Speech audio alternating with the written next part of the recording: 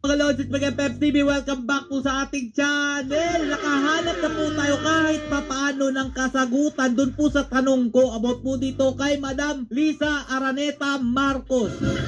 Kahapon po kasi mga idol, nagtanong po tayo bago tayo matulog. Sabi ko, sino po ang naka-witness ng event na ito sa Makati City? Please comment proof below. Nakakamiss lang po talaga si First Lady. Sana makita ko siya sa social media na naka-live at hawak ang cellphone na meron pong oras at date kung kailan po siya nag-live. Good night po, Madam Liza. Mag-ingat po kayo kung saan man kayo ngayon. BBM, BBM, BBM. At eto nga mga Lodi, may naglabasan na po na nagtag sa atin na mga proof na pwede po nating masabing totoo nga po yata talaga yung nangyari po sa LA. Oh, para sa mga tansong talangka dyan, siyempre sasabihin lang fake news to. Pero may isang matibay na ebidensya na nakita po tayo na pinost po at nag-share po ng link na tama nga po, pabalik-balik lang po yung picture na pinopost po ni Madam Liza sa kanyang Facebook page.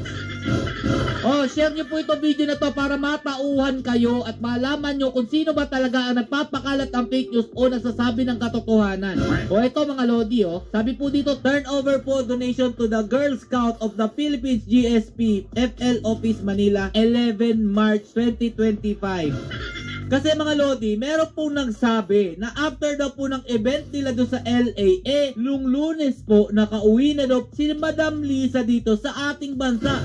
Kumbaga, March 10 daw po, nandito na daw siya at March 11 kinabukasan, eto po yung ginawa po nilang event.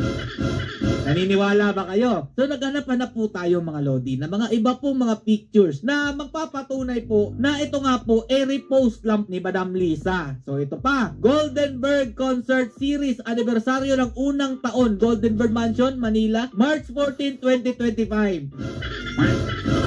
Dito po nagkaroon ng kahit papanong kasagutan doon po sa tanong natin mga idol. Kasi meron po nag-comment. Sabi po kasi ni James Lee Cabahog, kids, is this true the March 14 to? Bawal magsinungaling. Tapos meron pong nag-comment o nag-reply.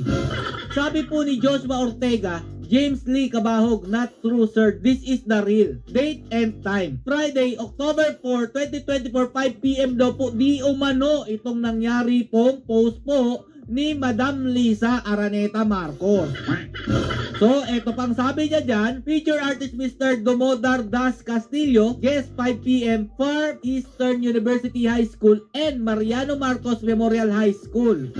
O, siyempre, magko-comment yung iba dyan. Oh, gawa-gawa lang naman po yung mga pinagsasabi nyo.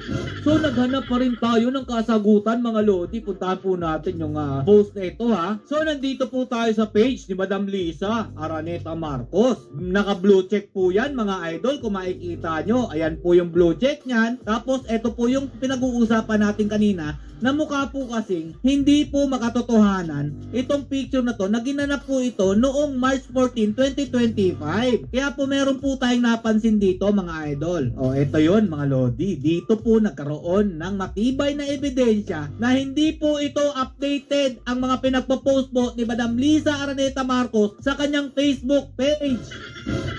Go Negosyo Women Summit 2025 Women Breaking Boundaries Ayala Malls, Manila, Parañaque noong March 15, 2025. At ito po yung picture mga Lodi para sa inyong kaalaman. So ayan, ito po yun. I-browse lang po natin. Tandaan nyo pong mabuti, baka sabihin nyo po edited, kaya po kayo nasusupalpal kasi meron na ngang ebidensya, pinagpipilitan nyo pa rin na edited, gawa-gawa lang. O ito, yan po ang mga pictures. So balik po tayo dito. Doon po sa post nung Joshua mga idol. Ito po kasi yon. Ang pinagmulan po talaga nitong post na to, ito pong kay Rolly Lantong Anib. So nung nandito na ako mga Lodi, nakita ko po itong post ni Eya Riblando na nagtag po kay Apple Loyola Balagtas na meron pong link nung sinasabi pong gonegosyo.ph info wearing Filipina entrepreneurs.